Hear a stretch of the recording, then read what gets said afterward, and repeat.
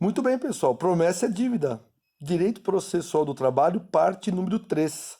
Vamos falar sobre execução trabalhista, que está no artigo 876 a 892 da CLT. Repetindo, como se fosse um mantra aqui, né? Se inscreve em nosso canal no YouTube, Professor Glebe Prete. Você que irá fazer a segunda fase da OAB, me mande uma mensagem, porque nós temos o nosso curso online e personalizado para a segunda fase. Não brinque com a sua carreira, tudo bem? Vamos lá? O que eu devo entender sobre execução trabalhista dentro do processo do trabalho? Eu tenho a liquidação de sentença, artigo 879 da CLT, tudo bem? Fase obrigatória, declaratória, que vai atualizar os débitos para a fase de execução, ok? Já começamos por aí. Primeiro passo da liquidação de sentença é o que? A intimação para que a parte apresente seus cálculos, desde que, obviamente, ela esteja sem advogado. Porque se ela estiver com advogado, não existe mais essa intimação. Então, ou seja, a execução de ofício só existe se o empregado estiver sem advogado. Se estiver com advogado, o advogado é que tem que dar, o prosseguimento. Uma vez intimado, se a parte, por exemplo, foi intimada, ela tem um prazo de quanto tempo? Eram 10 dias. Agora lembra disso. Liquidação de sentença, prazo para as partes, empregado e empresa, 8 dias. Prazo para apresentação dos cálculos atualizados e prazo para a empresa impugnar esses cálculos. Porque pouca gente está falando isso que eu vou falar agora. O INSS será intimado. E não mudou o prazo para o INSS, com a reforma trabalhista. Ainda continua um prazo de 10 dias para que o INSS se manifeste sobre os cálculos, tá claro? Para saber se os tributos estão sendo pagos de forma correta e adequada. Tá? Então lembra disso. Para as partes da liquidação de sentença, 8 dias. E para o INSS o prazo será de 10 dias. Bom, será proferida a sentença de liquidação. Muito bem. Foi proferida a sentença de liquidação? Atualizou os débitos? Atualizou. Será expedido o mandado de avaliação em penhora. Esse mandado de avaliação em penhora, qual que é o objetivo dele? Que seja encaminhado para um oficial de justiça para que ele vá até a empresa. Indo até a empresa, esta empresa tem um prazo de até 48 horas para pagar ou nomear bens. Só não são 3 dias? Sim, no cível. No trabalhista, 48 horas, tá bom? Depois dá uma olhadinha no 880, 881, tá bom? Dá uma olhadinha lá.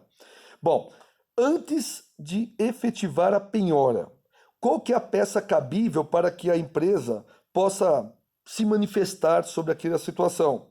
Exceção de pré-executividade. A exceção de pré-executividade nada mais é do que a peça cabível para evitar a penhora, tá bom? Evitar a penhora. Depois dá uma olhadinha na súmula 397 do TST, parte final. Bom, mas foi feita a penhora, paciência. Feita a penhora, cabe o quê? Calma. Atenção no que eu vou te falar agora. Feita a penhora, cabe o quê? Não sei. Depende do lado que eu esteja. Se eu estiver pela empresa, cabe embargos à execução. 5 dias. Se eu estiver pelo empregado e foi feita a penhora e eu não concordar com aquela penhora, cabe impugnação. E se eu estiver por terceiro, caberão, melhor dizendo, embargos de terceiros. Então, se foi feito pela parte, consequentemente pela empresa, embargos de execução. Pelo empregado, impugnação. E por terceiro, embargos terceiro. Juntamos essas 3 peças e a decisão que o juiz profere é a sentença de execução. Da sentença de execução, cabe recurso? Sempre. Agravo de petição. Artigo 897, a linha A minúsculo, porque A maiúsculo é embargo de declaração.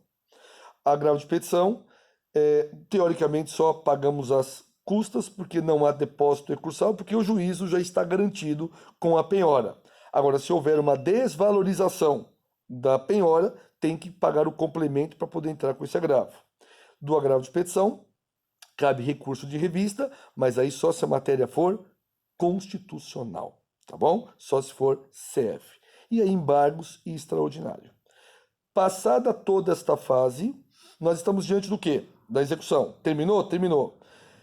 Vai ser feito o leilão, mas antes do leilão nós temos o quê? Nós temos, aqui no caso, a adjudicação, nós temos a remissão para a arrematação, que é, obviamente, a venda do bem ou a transferência do bem em leilão. Então, nós temos que tentar a remissão, a adjudicação e, por fim, a arrematação. Muito bem.